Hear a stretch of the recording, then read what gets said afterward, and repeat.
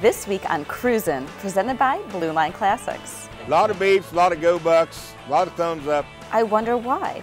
Just looks like a normal 62 Dodge Dart wagon to me. The beautiful Mercedes Gazelle replica has everything. It rides nice, it's cold, there's no heat in it. Everything except a heater. I've been told you can't take it with you. That if you want to bury me in it, that'd be fine too. Maybe you can. This striking Ford Fairlane is a one-family car. My dad actually sold it to me for $1. Nicely done, Dad. Nicely done. Are you ready to see some great cars at Colo's Classic Car Show? This is a very nice show. It's the first time I've been here. It's impressive. Let's get started. Cruisin', presented by Blue Line Classics, starts now.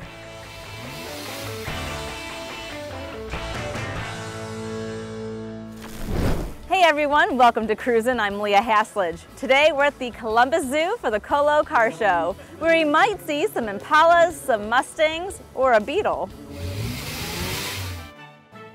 Jerry, tell us about this 1929 Mercedes. This is a beautiful piece of work right here. I've never seen anything like this. My father built it. It has a 1983 Ford motor in it. It's got a 3-speed automatic transmission. It rides nice, it's cold, there's no heat in it, but. So when did you said your father purchased it first? He built it. It's 100% fiberglass body, lightweight, it's durable. Your father built it, you said. Did you ever work on it together as a father-son? We did. Took a while, we've had it for about 5 years. One thing it doesn't have is heat, so it's a cold ride. Haven't really added too much anything modern onto it. Now, I see that there are smaller doors. Does it seat up to 4 people though, or is it 2? It does. If you drop the top, you can sit 4 in there. And but I mean, with such a small windshield, might want to have some goggles or something on. Now, have you driven it a lot, or is it more for show, more of a placement, a statement piece? You can drive it wherever you want. 65 mile an hour going down the highway, it does great. Now, does your father participate in the car shows with you? Or he does. He's actually standing to your right. Very nice. Now, was this the color that the kit came in, or did you paint it a different color? He painted it. It comes in like the black color, and this is actually the standard color for a 1929 Mercedes-Benz Gazelle. Yeah, have you done any research regarding Mercedes, especially a 1929 model? I've done a little bit, not a whole lot. But they didn't sell very many in the United States. They were shipped over here. There's about 238 of them shipped to the United States in 1929. It handles great. Most fiberglass bodies, when you drive it, it feels like it'll lift up in the front end, but I mean, it just stays steady while you're driving down the road. Do you have a special memory with the vehicle so far, since you and your father have restored it, and obviously you've probably grown up with it then? Yeah, honestly, the biggest memory I have with it is also my grandfather. My grandfather passed away almost 2 years ago in January. So he was a big part in it also, and makes me think of him every time I drive it. So. Yeah, that's like, that's a smaller size vehicle, so is it a tight squeeze in there, or? It's kind of a trip to get in and a trip to get out, literally, trip. So. Actually, sitting in it, you have, I mean, it's perfect around your body. But the foot room, you only have about that much space, so if you can't drive with both feet, like a gas and a brake, it's kind of difficult. With it being a 1929 model, is it missing then certain features that we're used to as far as? No, it has literally everything in there that a new vehicle would have, other than a rear view backup camera. So technology nowadays has changed. Yeah. I mean, to magnetic suspension but I mean. I wouldn't say most of anything. It's all about the same when it comes to technology. I don't know about anything that's transferred from, I don't know. Like a 1929? Yeah, to 1929 to what it is today, or vice versa. Any other restoration things you'd like to do? Maybe beef the motor up a little bit more. Another project you and Dad can work on? Oh, yes. Hopefully, so. Marson, tell us about this station wagon. It's so unique, and clearly you're a Buckeyes fan. It's a 1962 Dodge Dart 330 6-passenger station wagon. I bought it out of Texas. It was white with red interior when I bought it. I wanted to put the Ram Charger stripes on it, and I didn't want to go white, so I went silver and red. The interior is out of a 66 Charger. It has 4 bucket seats and a 7-foot console. The door handles on the car are out of a 95 Neon. The lefts are on the right and the rights are on the left, and we hooked them up, and we got about 100 hours in the door handles alone. Oh, wow. We took about 5 years to build the car. It's got a 413 max wedge motor in it. It's the motor that Chrysler should have put in it, but didn't. Back in the day, they ran 383s in them for the race cars. I've owned the car since 2002. Like I say, I bought it out of Texas, rebuilt it. I have a lot of fun with it. I go everywhere with it. I've been Woodward Avenue, Somerset, Kentucky. Last weekend I was in Somerset, Kentucky. So I put about 4,000 miles on the car this year, and I have a lot of fun with it, and just go out and play. Now, out of all vintage cars you can get and restore, why go with a wagon? How many of them have you seen? That's exactly right. I've never seen a Dodge wagon. I got it because it was different. Everybody's got Camaros, Roadrunners, and Mustangs. I'm just different, and I happened to find the wagon and fell in love with it. Now, of all the ways to paint it and to decorate and design it, why go with the Buckeyes? Simply to stay away from white was the way it started. And I like silver and I like red, so it just so happened to come out of Buckeye color. And then I met my girlfriend a couple years ago, and she happens to be a real big Buckeye fan, so then we really turned it into Buckeye. And even Bruce hangs out on the car, doesn't he? And Bruce hangs out on the car. Now, what other unique features? I mean, you had said that the handles have gotten the door handles have been reworked, and we had, like I said, it has the max wedge motor with the push button transmission, and it's got a hood scoop, and I don't know what else. It's just the interior was a big deal because it came out of a 66 Charger. Overhaul. If someone was looking at this now and be like, wow, I never would have thought of a station wagon, what would be your #1 thing you would tell them as to why they should go with a wagon? So check that out. And again, check out Wagons rule. and go to Overhauling and check out Velocity and all. Coming up, Pull the hay wagon with it and have hay rides for the campouts. I'm not so sure I'd do that with this 32. Cruisin', presented by Blue Line Classics. We'll be right back. Blue Line Classics wants to buy your classic car. We buy excellent condition classic, antique, and muscle cars and offer consignment services. We have an established customer base of eager buyers, and for consignment cars, we offer first-class marketing efforts with an impressive 100% sell-through rate. If you have a classic or muscle car you'd like to sell or take advantage of our consignment service, visit our website, BlueLineClassics.com, or give us a call. Selling your classic does not have to be a painful process. Give Blue Line Classics a call and start selling your classic today. Henry Repeating Arms is a family-owned business. At Henry, we make sure that each part of every rifle is made in America. Like gun barrel quality steel from Ohio, brass castings from Pittsburgh, and the finest American walnut from Missouri. We deliver an American-made rifle that you would be proud to own. To own your own piece of American history, call now for your free Henry catalog and a list of dealers in your area, plus a free decal. Call now. Now back to the Columbus Zoo on Cruisin', presented by Blue Line Classics. Tell us a little bit about this beautiful vehicle of yours. This is my 1932 Chevrolet Phaeton. It's a 4-door convertible.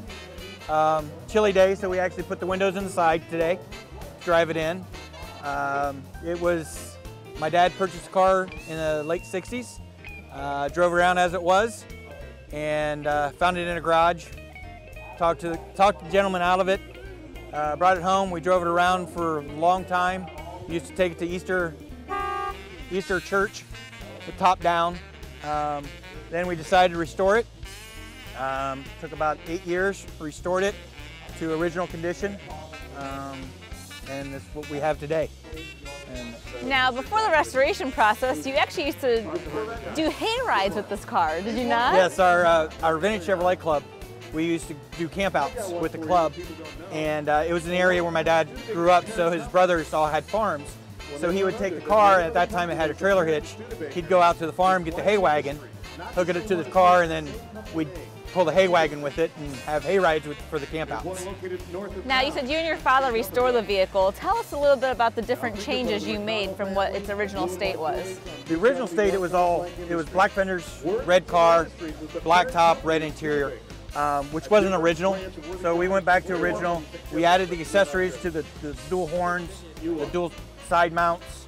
It's got 2 tail lights, which was the second tail light's an accessory. It's got the extension trunk on the back, so that when you put the top down, it lays on the trunk. You can open it and you slide it out so you can still get into your trunk, because you can't open the lid when the top's down. Now, you got very excited about the license plate. Tell us about this license plate. The license plate here is actually an original 1932 license plate. When I first saw it, I looked at it and I said 19302, and I went, oh, that's cool. I said it'd be better if it said 1932 for the 32 license plate.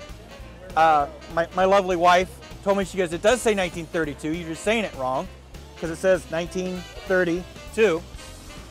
So I bought it at an auction. A guy had it hanging on the wall. 2 months later, we went to an antique shop, and he had a box of license plates. So of course you go up to the box of license plates, look through, and sure enough, it was the mate to the license plate. So I had to buy that one too. I sent them off, had them restored, and they had to go on the car. Any other special features of the vehicle that we should know about? Any uniqueness for it being 1932? 1932 had a feature called freewheeling, which is a knob on the dash. You push it in, and basically it was an early overdrive. I've never pushed the button because they said you best have a very long, straight area to go, because it doesn't kick out real easy, and you have to have a long shutdown area. And I'm kind of nervous to try that. What's your fondest memory with the car? Probably the first time my dad let me drive it. What was that like? I was scared senseless.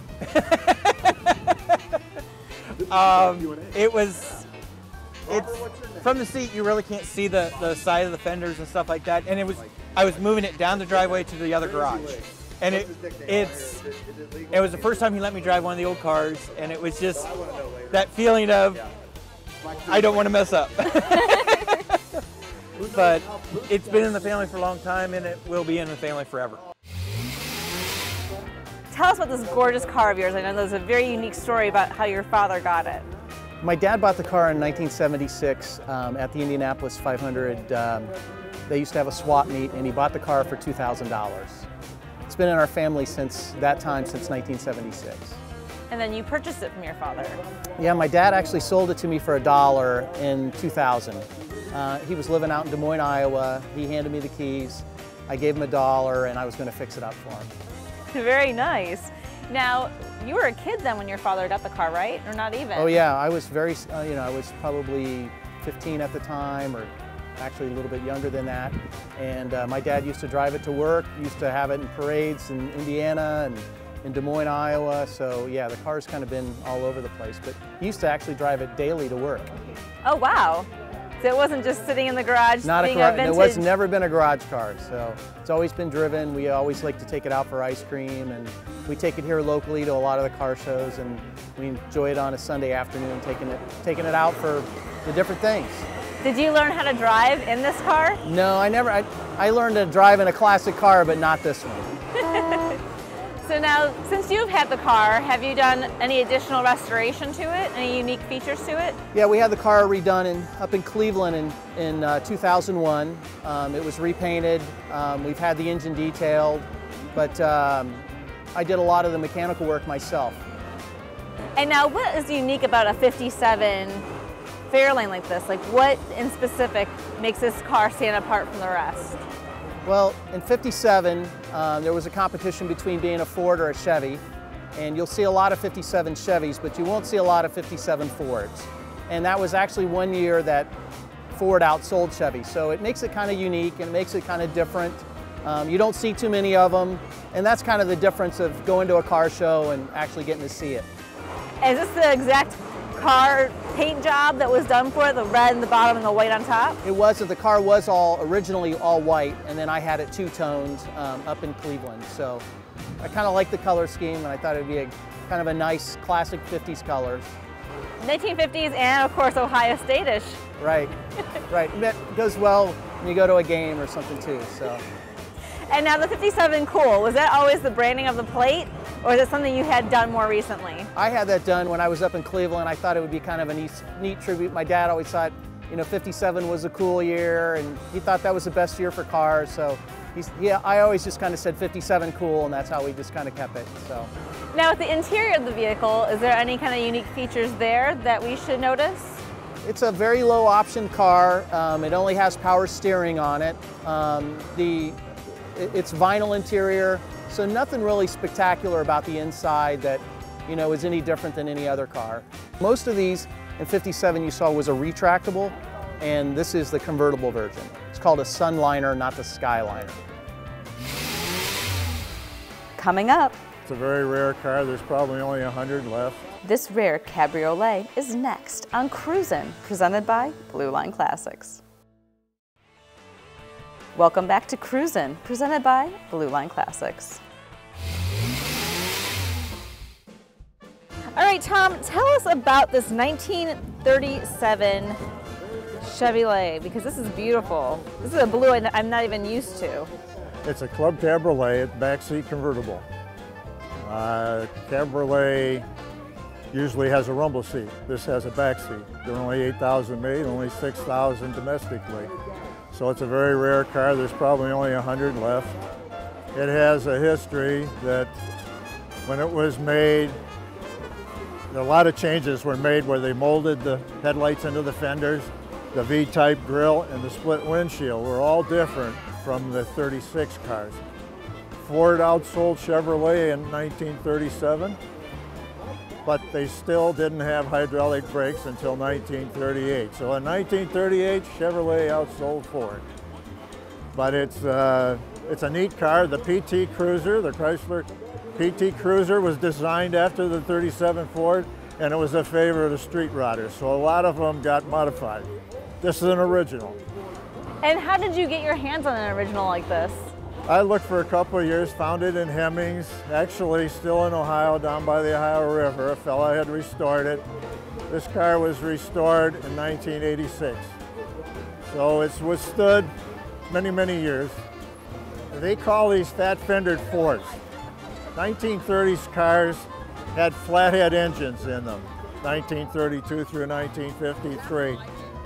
The design of the 30s cars, I think, are, even little kids recognize this car as an antique, something different than today's models.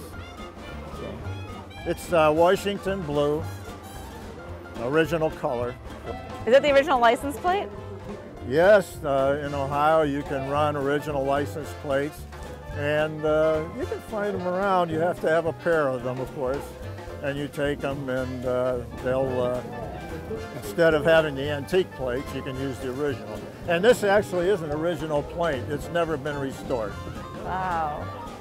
Now, do you kind of interesting TV. Very interesting.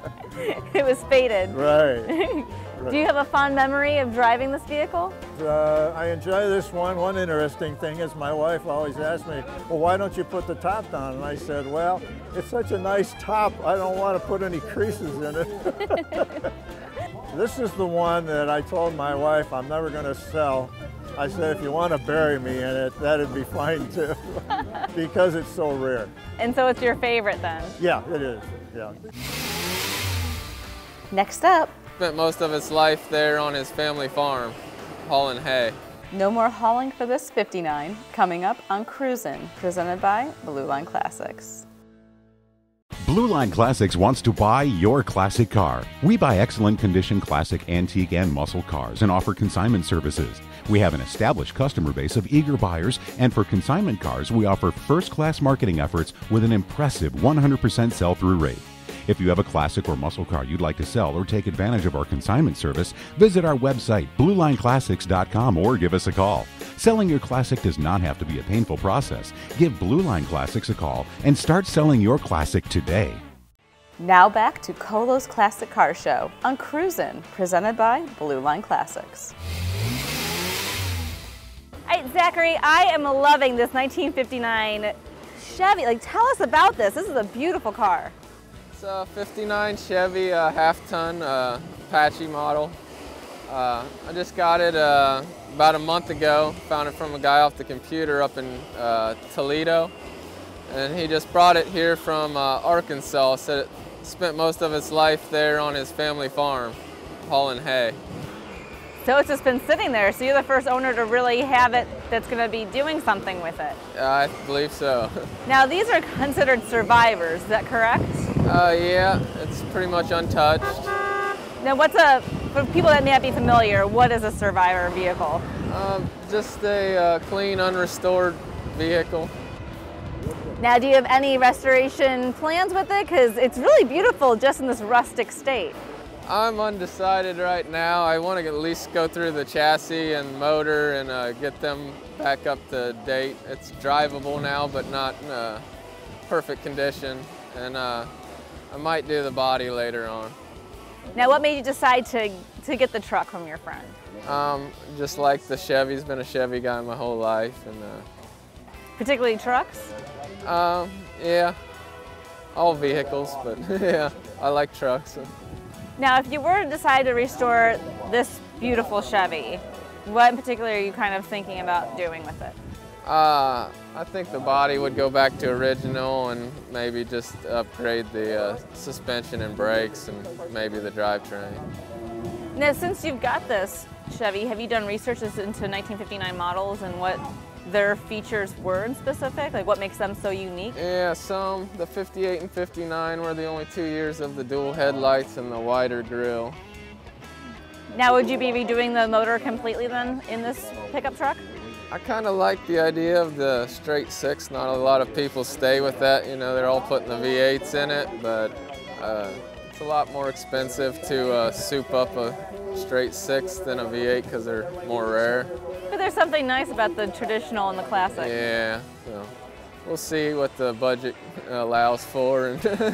Now, is this the first time you've taken your cars to a car show? I took it to a local car dealership car show a couple weeks ago. What do you think about being here at the Columbus Zoo, though? This is a very nice show. It's the first time I've been here. It's impressive. 30 Model A pickup. Green one sitting right over here.